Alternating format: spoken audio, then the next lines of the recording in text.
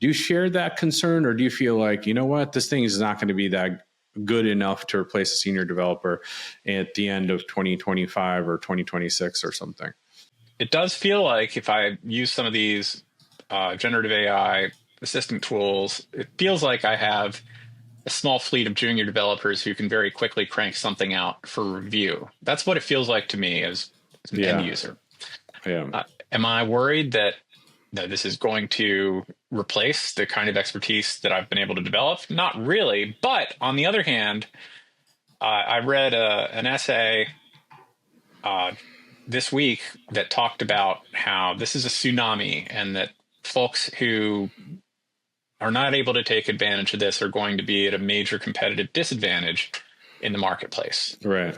Just as the programmers who thought that handwritten assembly language was always going to be good enough were pushed aside by the rise of structured programming and 3GLs and C and BASIC and Fortran and folks who I remember resisted going to internet for any reason sort of got left behind. Like, I think that the same kind of paradigm shift is underway here.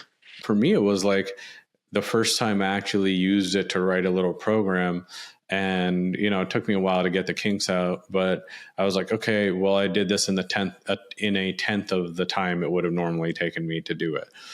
And so there's accuracy, and then there's like the speed aspect of it, you know, like you said, bunch of junior programmers at your beck and call.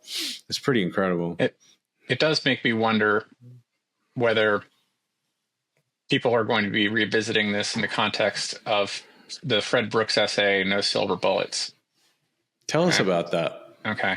So Fred Brooks was the lead architect on the IBM 360 project back in the 1960s.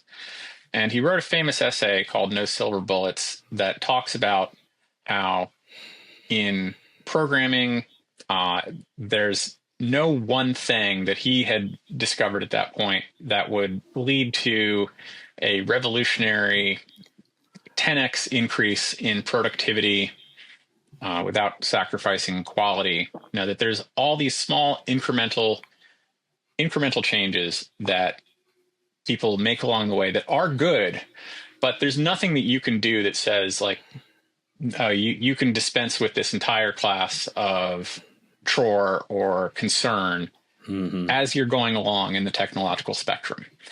And people have thought in many, many different times that different technologies or techniques are going to be the thing that is the silver bullet. Is it going to be functional programming? Is it going to be object-oriented programming?